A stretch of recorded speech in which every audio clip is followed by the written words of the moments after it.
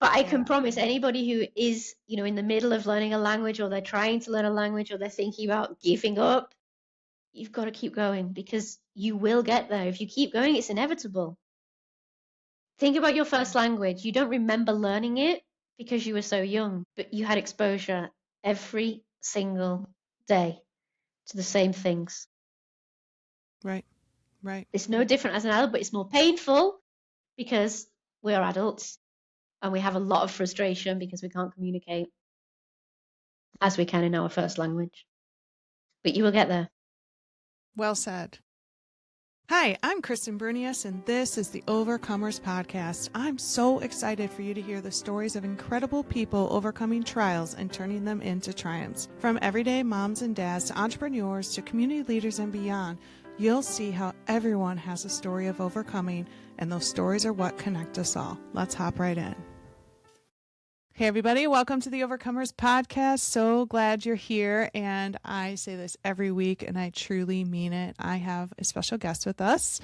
This one's extra special because she swam all the way from Barcelona to come on the podcast. I'm just kidding. Her signal did.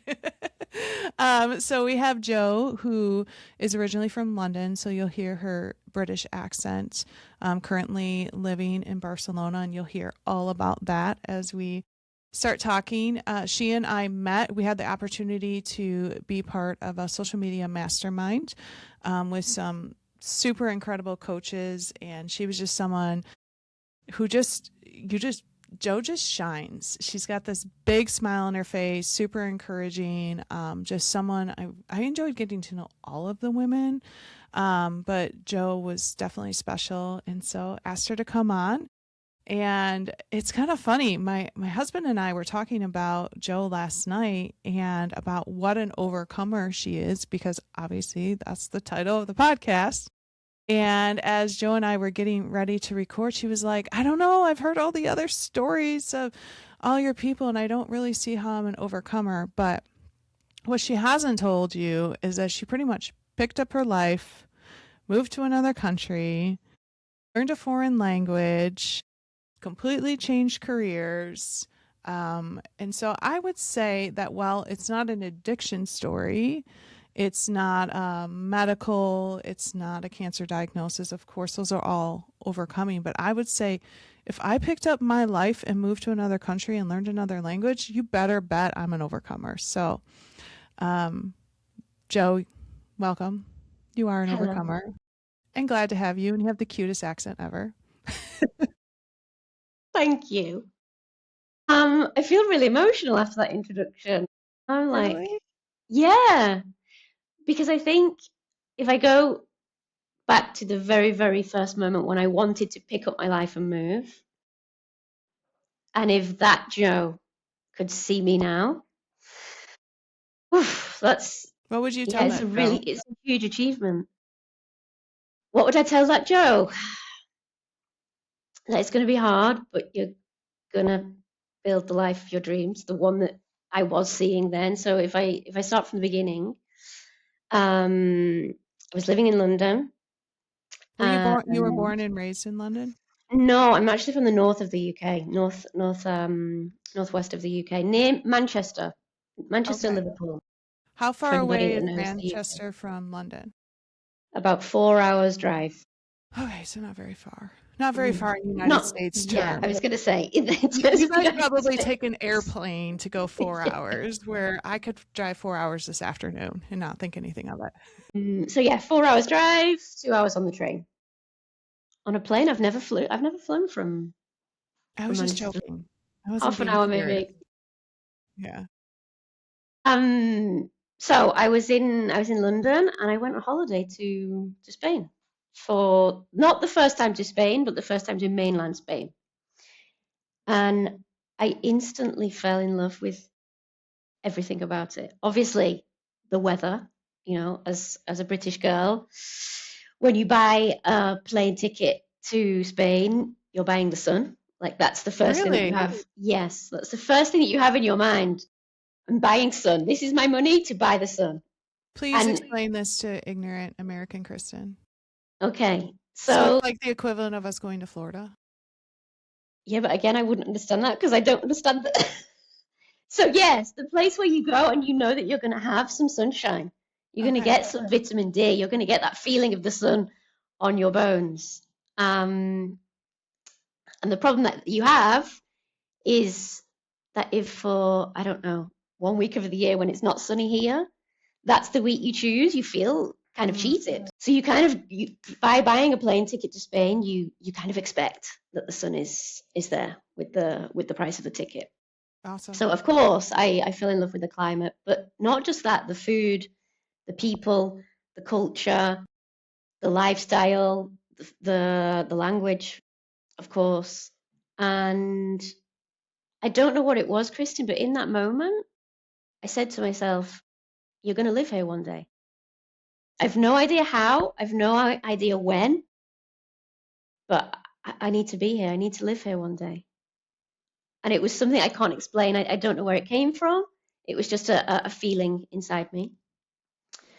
And so I went back home and I was in London and basically just downloading, language learning apps, random vocabulary, doing my commute back and to work and learning random where were you words. working at the time? So I was working in fashion at the time.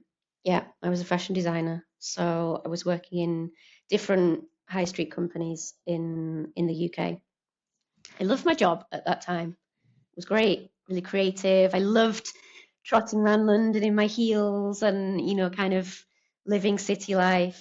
And it was a great time. And I loved living in London, but there was something missing.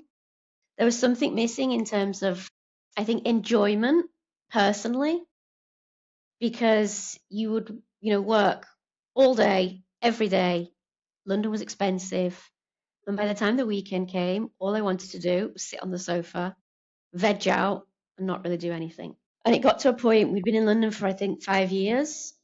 And it got to a point where I thought, do I want to continue with this rat race? I need something different. I need a change. So I started looking for other options. And coincidentally, I saw a job offer for a fashion designer in Spain, Oh, so in that's how you Barcelona. got there. Hmm. Okay. And again, that was a really long process. I went through a process of 3 months doing interviews, doing projects for them, back and forth. And then they finally said to me after about 3 months, we want you to start in 3 weeks, which was a shock for me. I was like, 3 months of interview process, and you want me there in 3 weeks? Of course, I said yes.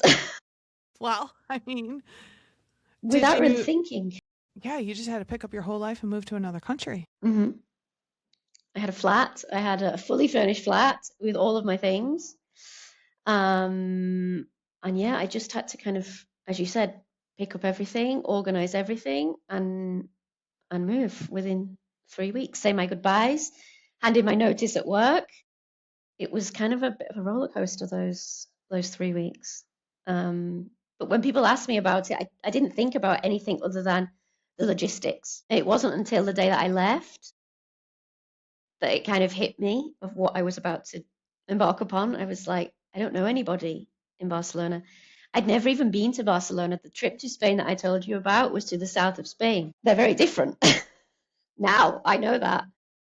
But yeah, I'd never been to Barcelona, so I had no idea of whether I would like it, whether it would work out, whether I would find anywhere to live. At that point, I had 2 weeks stay in a hotel, my job, and my suitcase. So yes, packed up my stuff, got on the plane, crying my eyes out, like you would have thought something terrible had happened to me.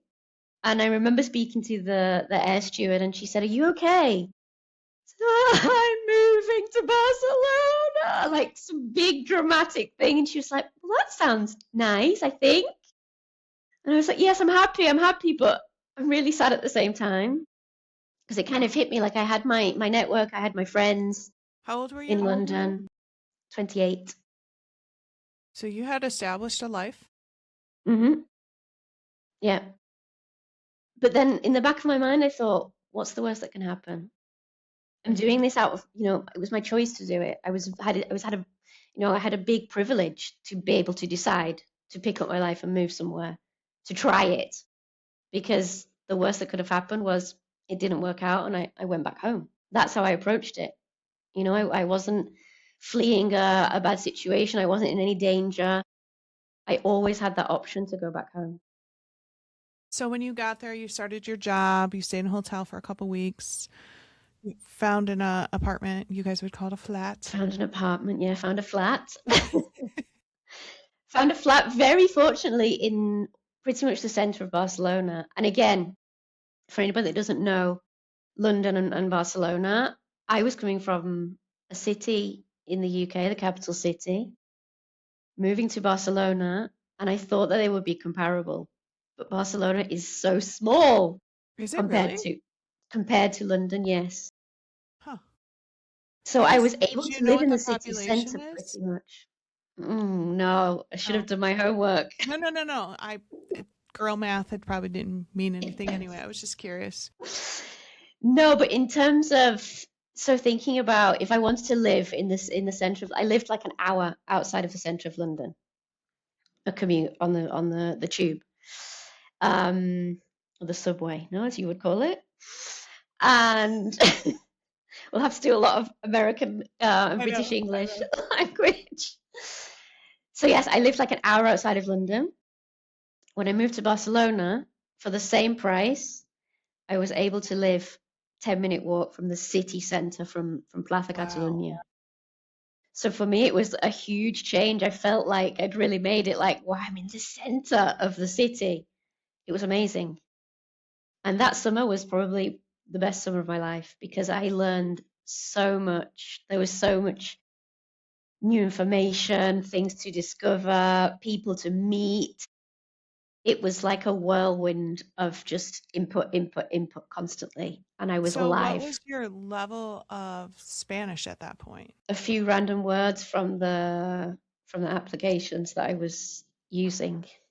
Oh, so it was like survival Spanish. Yeah, not even Okay. because anything outside of those that I knew, I couldn't communicate. The lucky thing that, you know, in this case was my job accepted me. They needed English speakers, so they accepted me on that basis with the knowledge that I would learn Spanish later down the line. But I remember the first day that my boss introduced me to all of the team, and she said to them, "This is Jo. She's British. She will be speaking Spanish in a month." Oh, and you were like, no pressure. So, of course, I was like, "Excuse me? Yes, in a month you'll be speaking Spanish." And as you said, I thought, oh my God, the pressure is on. If I don't do this, I'm going to be out. I've got 4 weeks to prove myself. At that time, Chris and I had no idea how long it would take to learn a language, but a month to me sounded a little bit ambitious. Of course, it didn't happen because we live in the real world. They gave me Spanish classes, which was fantastic. I had an hour or two, I think, a day Okay. of Spanish classes. So they really pushed you in at the deep end. But even that is it's not possible because you have overload, right? Your brain is overloaded with so many things. And I spent the majority of the time in, as I would describe it, I was in a bubble. So imagine this bubble where you can hear there's outside noise, there's background noise, but you can't really understand what's happening. And it's only anything with inside your bubble, your own language, that you know what's going on. Everything else is just like fuzzy. And that's how I lived my life for quite a while. I got used to that feeling actually. It became the norm. Um, but you know, in terms of getting to practice a language, my colleagues really helped me, and that was quite a good opportunity to be in that environment all day long. To be immersed, and Yes, 100%. a lot of my viewers and listeners know this, and I think Jo, I think you and I have talked about this maybe, that my daughters are in Spanish immersion. And so Yes. when you said a month, I was flashing back to when they went to kindergarten, which is 5 years old, basically. And they walk into their kindergarten classroom in school, and the teacher only spoke Spanish to them. And I was like, oh, my baby, and they're so little. And it was around 6 weeks that they not only could they understand it, but they could start speaking it. I mean, but they're 5. Yes. One of the reasons, like we had a number of reasons why we wanted our son ended up, he had some delays, and so it wasn't a good fit for him. Turns out he's fantastic now. He's not delayed in anything. But when he was little, he had some delays, and so we didn't put him in Spanish. But for our daughters, it was exactly what you're saying. It's like when I'm in a situation where I don't understand the language, it's like airplane noise. Like Mm-hmm. I don't know if you're talking bad about me. I don't know if you're saying you like my necklace. I don't know if you're talking about the weather. I don't know anything. And I love the fact that I felt like when my daughters learned Spanish, it was like this whole world opened up for them. That they can speak English, but then they can speak Spanish. And if there's someone at Walmart who's struggling, they can talk to them. We can go to Mexico. We can go to Spain. We can go anywhere, and they can do so many things that I can't do. Mm. So I feel like I'm in the bubble, and my kids are not. And it's so beautiful, that description of just being like encapsulated, basically. Mm. Yeah. And that exactly what you've described is what I try to tell people when they want to learn a language is once you get there and that bubble bursts, There's a whole world. a whole new world that you have access to that you never would have had before. And that for me, because when I think back to that girl in 2011, she was so, I don't think closed is the right word, but maybe isolated. And now I see the world completely differently. It's given me a whole new perspective on life. Well, and compassion in so many areas. Lots of compassion. Compassion, a And then, huge amount of compassion, yeah. Yeah. And empathy. as a Christian, that was a huge thing for me too. Like I wanted my daughters to be able to speak Yeah, to people who were different than yeah, them. yeah, Not absolutely. just people exactly like them. And I think as a parent, Kristen, it's the greatest gift you can give your child. I think, obviously everybody's not in that position to do it, but if you can, and I tell a lot of my students that might here who are parents and they're talking about what should I do with my children, I said, send them somewhere where they're going to have that immersion and not the option to back out. Yeah. If that means you have to send them to the UK for the summer and you can afford to do it, you have to do it. Because there's so many people that I know who now speak really good English because of Yeah. that program.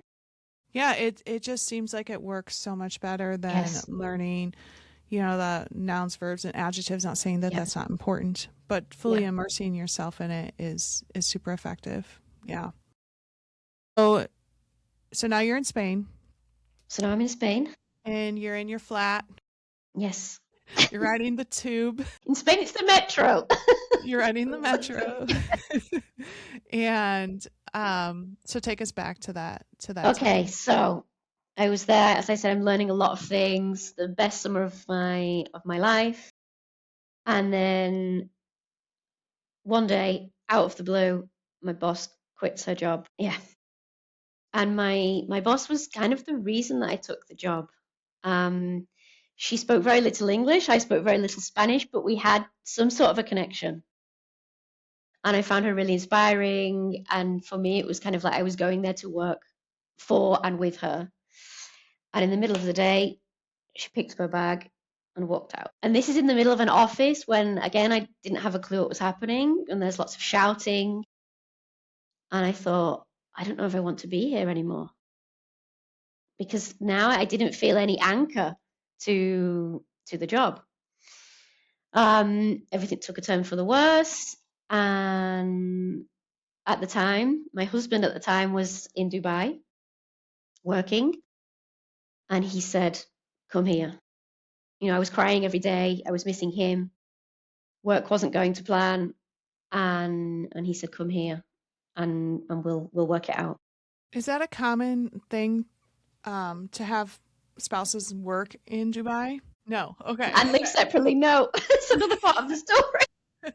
I'm like, I feel like that's not close. No, very briefly, when I was looking for the job in Spain, he was also looking for a job in Dubai, and we had the idea that we would get one job in one location and we would move there. On the Friday evening, they told me about the job in Barcelona. So for the weekend, we were moving to Barcelona. On the Monday morning, he got news about the job in Dubai, Oof. and we decided to take both opportunities and try to live separately. Of course, it was very, very challenging, especially with the time difference and the distance. So that was why I ended up moving there, because things were difficult here, and he was in Dubai. Things were going well for him, so he said, "Just come here and we'll work something out." My mind is just kind of bursting with the culture change. So you're in Yes, London, culture, Barcelona, culture, and yes, then Dubai. completely different again. Okay. So then you're in Dubai. And how did that go? In a word, I equally loved it and hated it at the same time. I loved it because it's a fantastic place in terms of what they have built. You know, it's essentially a desert where you shouldn't really have a lot of life because it's 50 degrees for a lot of the year and it's really difficult to live there. But they've built a very, very comfortable city. And so I admired everything that they've done there. But at the same time, I struggled with the class system. I struggled being a woman. I struggled because I didn't have a job. I was an outerwear designer, so coats and jackets, and it's pretty much summer there the whole time. So I struggled in terms of finding a job. I didn't have any children, so I couldn't make friends with mums, do kind of school activities and get into that kind of area. And so I was completely lost. I was a shadow of myself. I had no idea what I was doing. Obviously, he had his life and his work, and I was trying to somehow fit into it, but I didn't know where I fitted in kind of that respect. So I spent a lot of time very, very sad there Yeah. Yeah.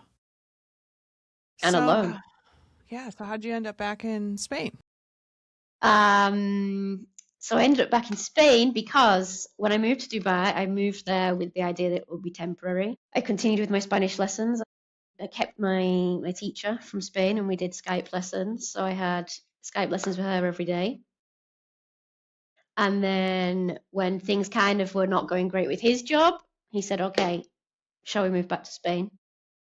So I came back here. So this was now around 2015, summer of 2015. So 2 full years after I first moved. Okay. And so I came back here with the plan to, okay, second time round, We're we're going going to to do do this. this. I'm Yeah. going to make it work. I had a lot more Spanish under my belt. Did my job interview in Spanish, kind of came back going, oh, yeah, I'm great at Spanish now. Wasn't the case, I have to say. There's still kind of the reality of different accents, different people talking to you about different things, the speed of everything. You know, that bubble came back. Yeah. And that's what's interesting about language. Like, I mean, the United States is huge, right? Yes. And so I'm from Chicago, and I have a bit of a Chicago accent, even though I'm from the Chicago suburbs. And then you have our friend Vicky, who's from New Mm-hmm. York, and it's a Mm-hmm. very clear New York accent. And you have people from the southern mountain areas where it's a little bit, but Spanish is the same way, where, when we vacationed all over the place, my daughters will talk about like different ways, and I feel like they told me different ways to like say I love you, depends on, am I correct in that? And then even throughout their education, they've had teachers from Colombia, Mexico, Puerto Rico. Puerto Rico is very mixed of Spanish and English. They've had a couple teachers from Spain. Trying to think. And then, of course, they've had some American teachers who happen to speak Spanish. And so the accent is a big deal.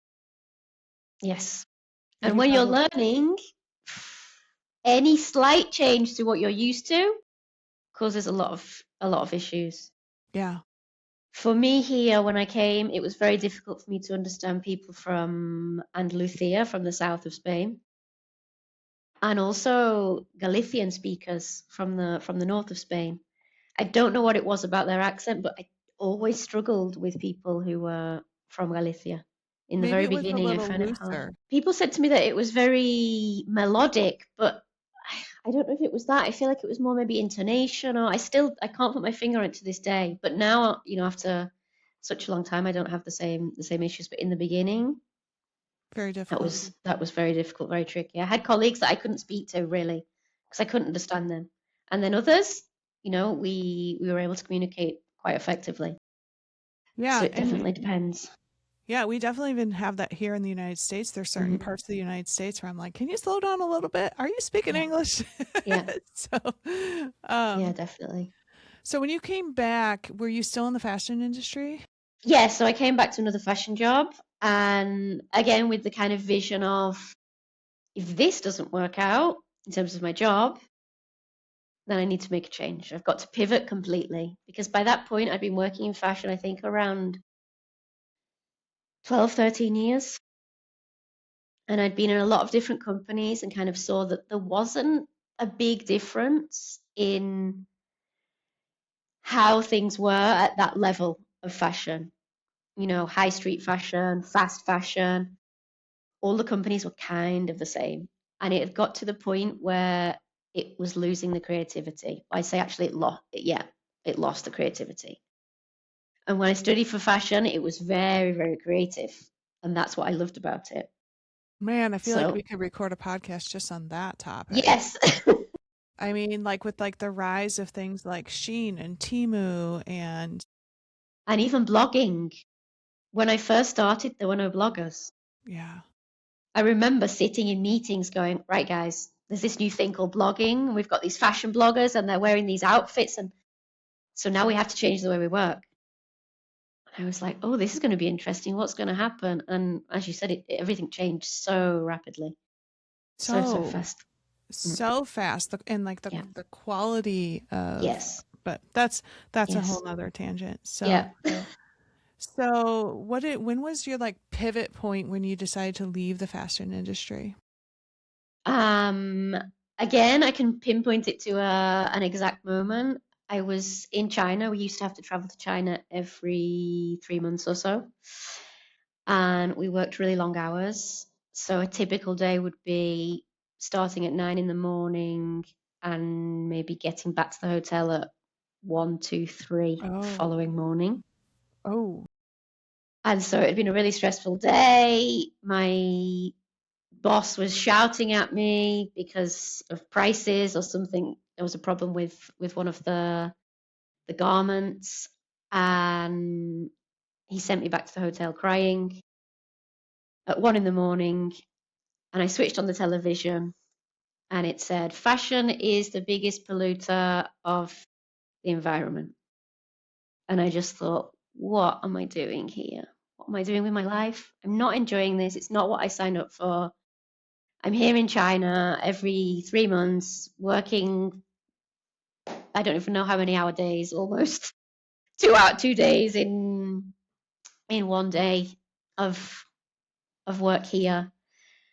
And I made the decision as soon as I get home, I'm going to start to make a plan and retrain and do something different. But I still didn't know what. I couldn't work out what I wanted to do because you study for you do a degree and you study for your career, and then where do you go from there? Right. Right. But because of the language and because of, a lot of people coming to me on a daily basis and asking me, hey, what does this mean in English? Or can you translate this for me? Or I want to do this t-shirt and this is the graphic. Does it sound okay? That was kind of the best part of my day, the thing that I enjoyed the most. Kind of connecting on that level of language and not only teaching, but learning myself, going, oh, I don't know why we say, I think I remember one was the verb travel. and they'd seen it traveling with one L and traveling with two L's. Well, you guys spell it with one L and we spell it with two L's. It's like So there's, favorite. yes, exactly. So things like that and going, it's just because it's American and British English. And I thought, well, if that's the best part of my day, why don't I retrain and become an English teacher? Again, who knows if I'm going to like it? Who knows if it's going to work out? But let's give it a go. I can always come back to fashion if I don't like it. So I approached it with the same mindset. So did you go to school? Yeah, so I had to kind of study while I was still working, and then as soon as I got my qualification, everything was online. As soon as I got my qualification, I handed in my notice. And again, I think it was within handing in my notice to leaving, I think there was 11 days that I was in the school working as a teacher. And you taught, so at the beginning, you taught children and in person? Yes, everything in person. I taught children, and I did teach adults. Adults came at the end of the day. So I started work at 3 p.m., had all the children until 7, and then the adults came from 7 until 10 p.m. So that was my day of So how did teaching. that go? That was with its ups and downs, of course. I mean, from having no classroom experience to putting me in front of a group of 10 8-year-olds and saying, okay, here's your class, teach them English. I was like, is nobody going to be with me? Am I not going to shadow anybody? No, just get on with it. You're going to trust me with these little people? And I spent half of the class trying to do kind of classroom management and control. But that for me was, I think, the biggest challenge rather than the English. But then my favorite part of the day was 7 o'clock when the kids went home, the adults came in, and that was when I really started to enjoy my job.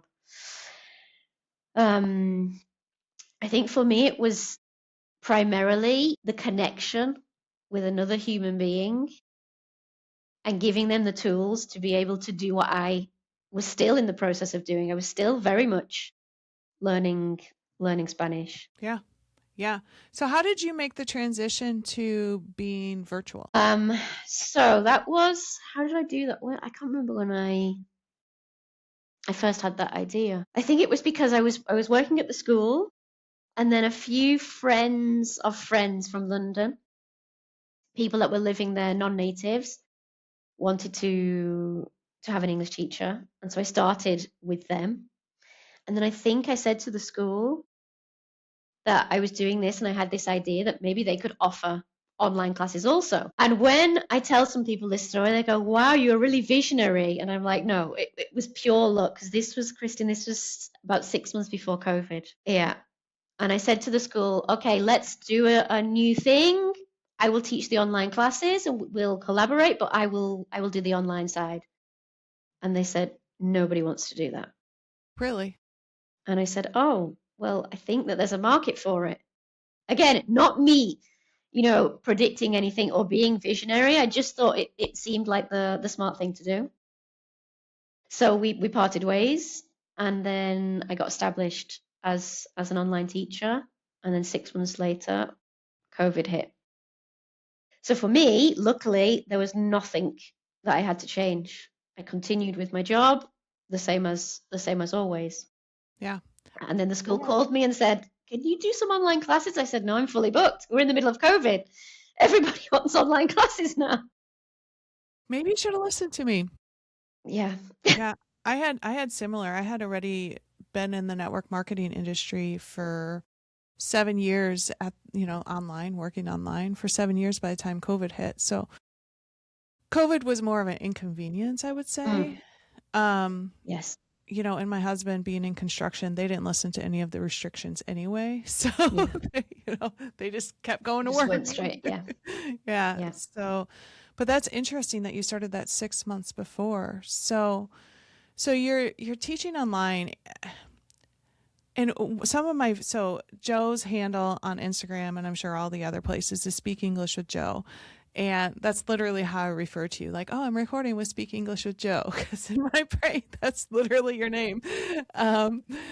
And some of my favorite posts that you do are all of the idiosyncrasies, all the stupid things about the English language. And so, having had the experience of my daughters learning Spanish, like Spanish is like pretty consistent.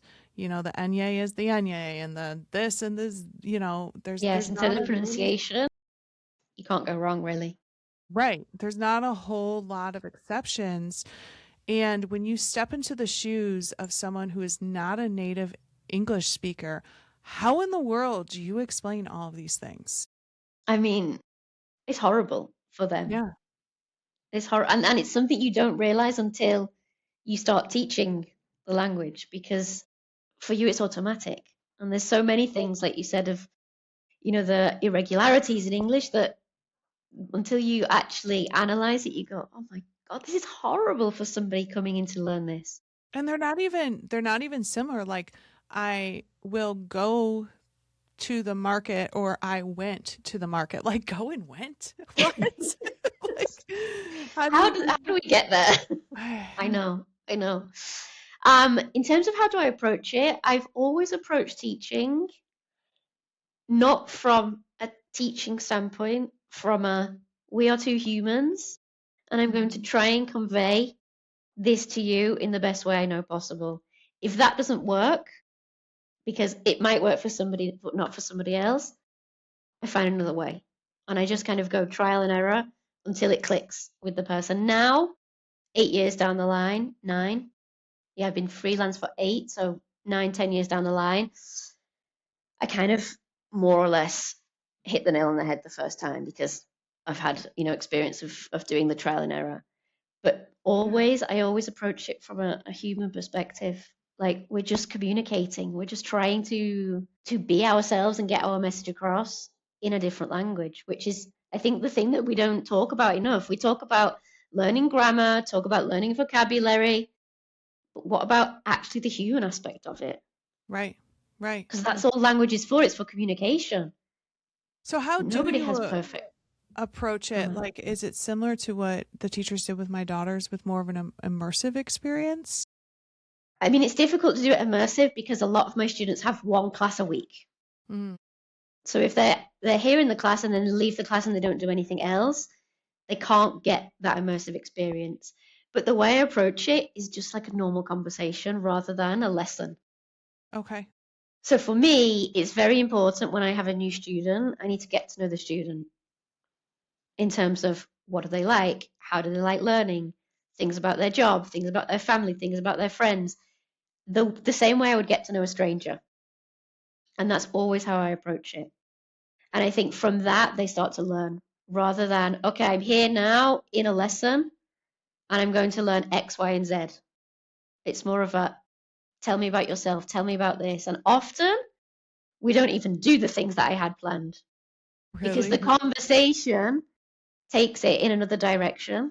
And so then I have to pivot and teach them the vocabulary that comes up naturally from the conversation. What would you say is the most challenging part of that process? I think for me, the times that I find it the most challenging is if the student isn't receptive to that kind of learning, because there's only so many questions I can ask without getting a response. I can't do anything more, right? The student has to talk. The student has to be willing to show up and speak. So I find it challenging when they're not doing that. But that's also linked to personality. That's a lot of people's personality.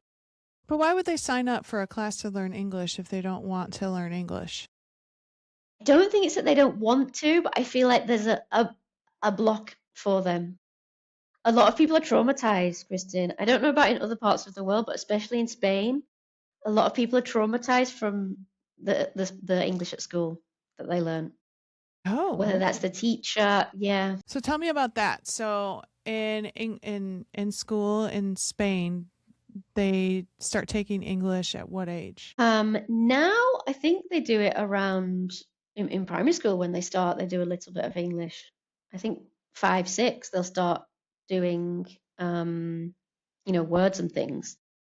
But a lot of my students who are adults, they come to me with tales of trauma, of teachers shouting at them, being laughed at, feeling embarrassed, kind of feeling like it was a chore rather than something to enjoy.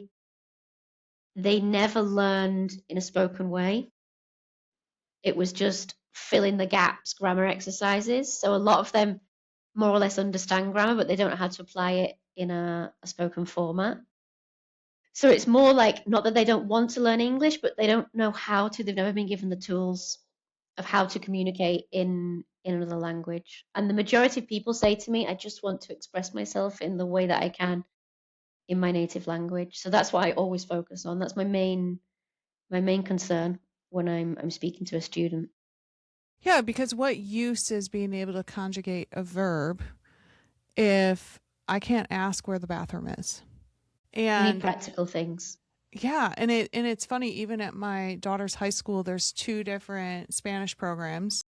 There's the continuation of the Spanish immersion that went all the way, because my daughters are in high school age now, and so it continues. And then there's the traditional Spanish 1, 2, 3, or whatever. And I don't want to speak too much for that because I haven't looked into it. But my understanding is that's exactly what it is. It's like, vocabulary, you learn your colors, your numbers, you conjugate, Which is important. I'm not trying to take that away from. right. But there's the speaking part, there's the human part that's missing a lot of the time. Traditional language learning doesn't involve that.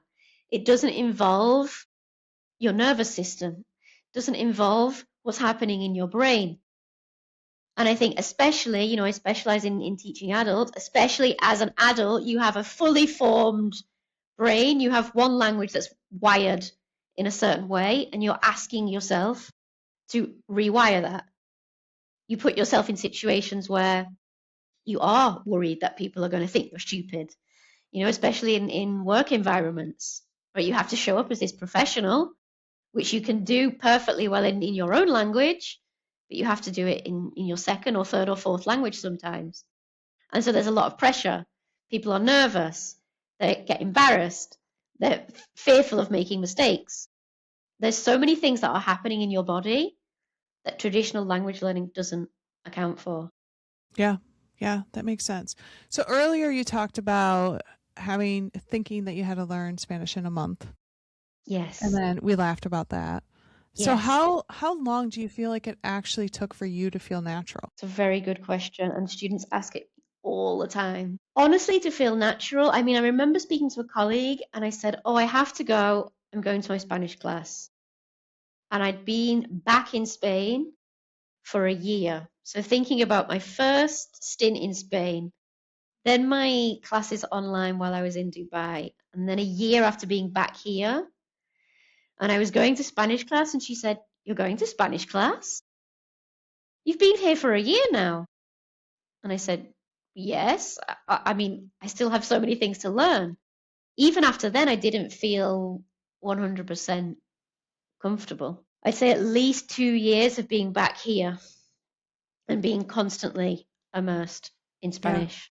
Yeah. And you're probably still learning new things Oh all the my time. goodness. I think that's why it keeps exciting for me.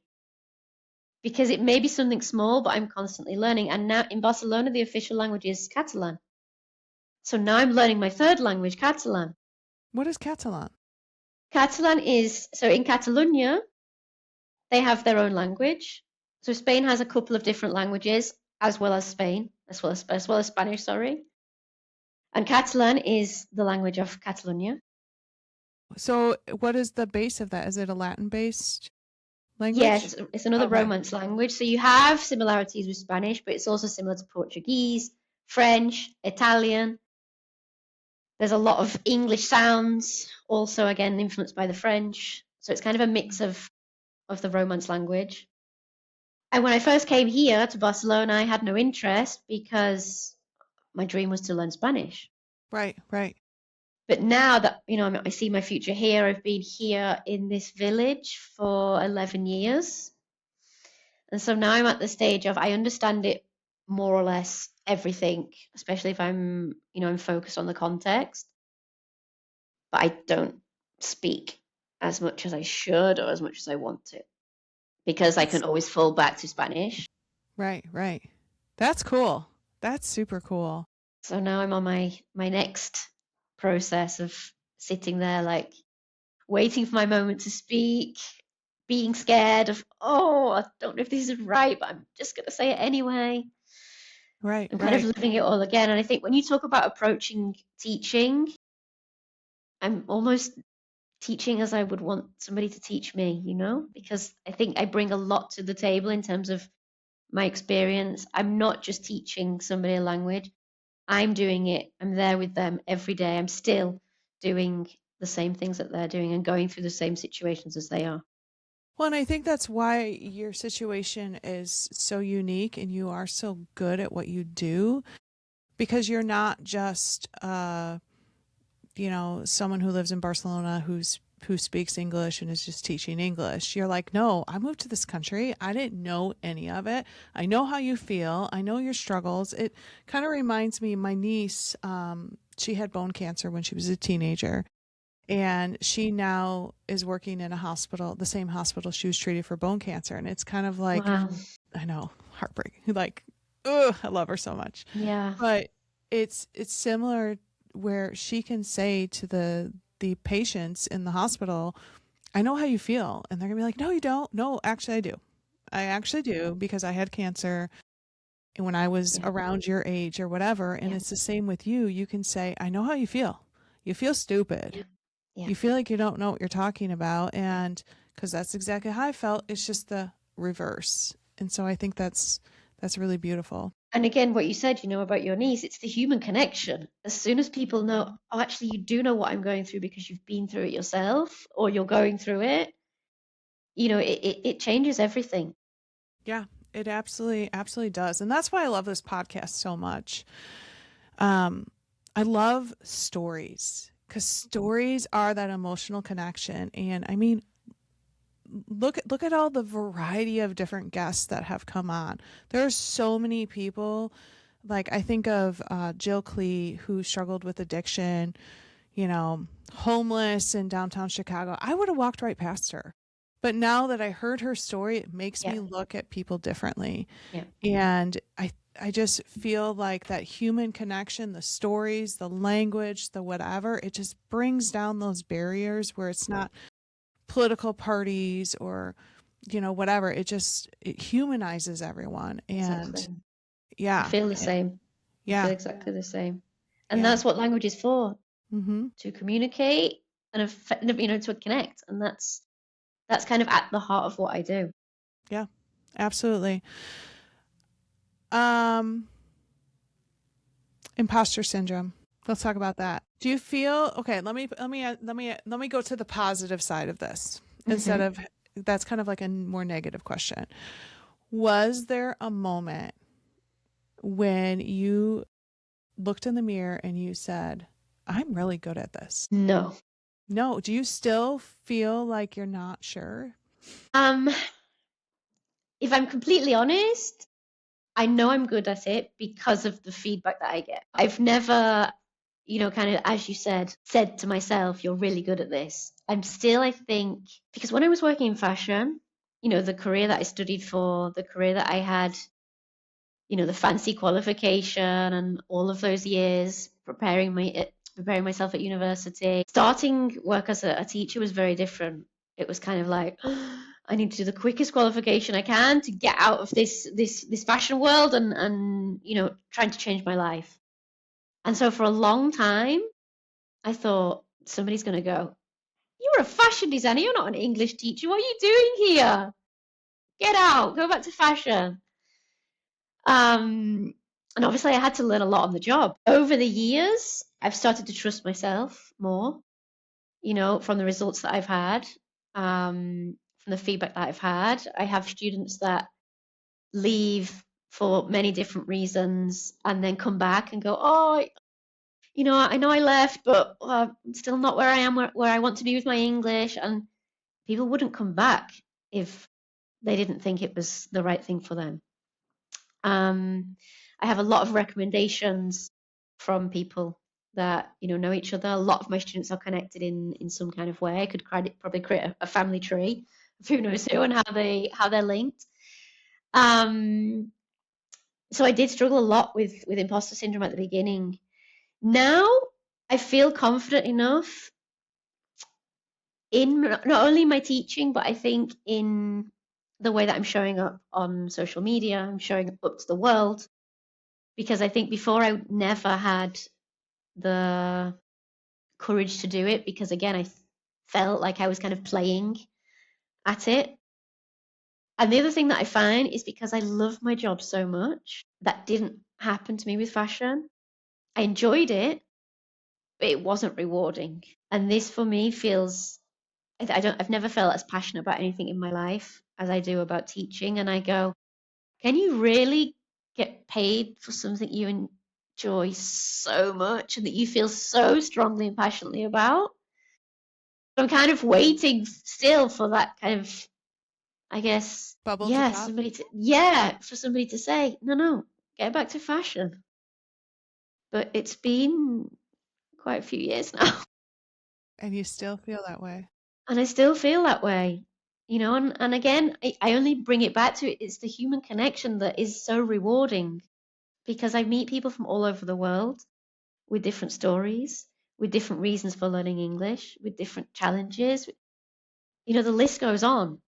And so when that starts to also expand your four walls, you go, wow, there are a lot of people out there with a lot of different stories, and I'm here to listen to them and at the same time teach them to tell the stories in English. Yeah. Yeah. And as the tagline says, it's stories that connect us all, right? Yes. And Yes. language does that. I think that's beautiful. I really do. Is there anything else you wanted to add? Maybe some We've covered a encouragement? lot. Yeah, I mean, I'm thinking about my language journey, and I think a lot of the things that people tell me that stop them is the discomfort. Keeping with the theme of the podcast, you are never going to get to the other side if you don't overcome that discomfort. You have to get comfortable with being uncomfortable. And I mean, it applies to many, many different things in life. But if I think about language specifically, as humans, we don't like to repeat ourselves. Something feels weird about saying the same word or the same sentence over and over again. Yet, if you wanted to learn to surf, you would get on the surfboard 50 times on repeat. But there's this resistance when I say to people, say this again. I just said it. Okay, say it again and again and again and again, and keep saying it until it feels natural, until it's automatic. Because all you're doing again is programming your brain. It's a muscle. It's the same thing as getting on the surfboard and learning to surf. So in terms of encouraging people, I would say don't be afraid of repetition, because that's going to be your best friend, even though it feels uncomfortable. And the other thing that people struggle with is putting themselves in a situation where they have to listen, but they don't understand. And when people ask me, how can I improve my listening skills? I say, it's very easy. Listen. And they go, what? But I don't understand anything. And I'm like, at what point do you think you're going to understand something if you don't listen?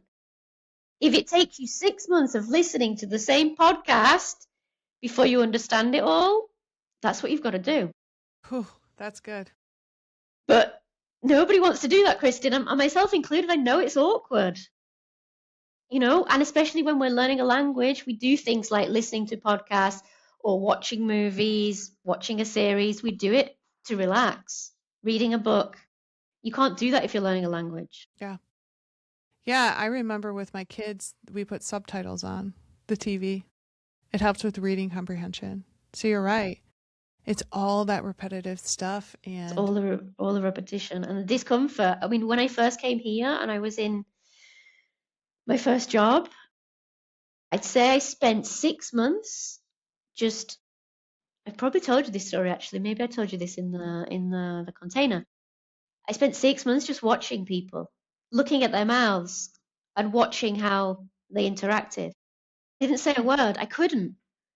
Because even if I understood something, I couldn't interject and join in the conversation.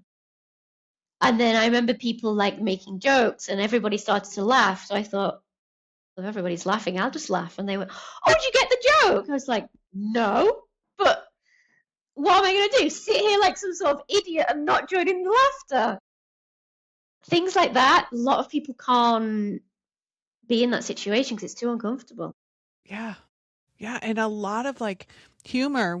I mean, I feel like we have so much we could talk about, Yeah. but humor is one where, like, how do you translate some like cultural jokes? I don't know, like go break a leg. That's not really humor. That's more like a saying, but like, how do you translate some, You can't. some, You can't. some stuff is so, It gets lost. yeah. But I can Yeah. promise anybody who is, in the middle of learning a language or they're trying to learn a language or they're thinking about giving up, you've got to keep going because you will get there. If you keep going, it's inevitable. Think about your first language. You don't remember learning it because you were so young, but you had exposure every single day to the same things. Right. Right. It's no different as an adult, but it's more painful because we're adults and we have a lot of frustration because we can't communicate as we can in our first language. But you will get there. Well said. Thanks, Joe. For all of you who are listening, Speak English with Joe, great Instagram account, one of my favorites. She does a lot of really fun stuff. Even if you're not interested in learning English, it just gives you a compassion. I love your little quizzes where you say, what's the right way to say this? And, Fun fact, all of my native friends say, oh, I'm learning things about English from yes, you. So yes, yes. it doesn't matter if you're not native. It doesn't. It doesn't. Well, I so appreciate you coming on, bringing your perspective, bringing your experience. And yeah, I think you guys should all go give her a follow. We'll see you Thanks guys so next much, week. Kristen. Thanks. Bye.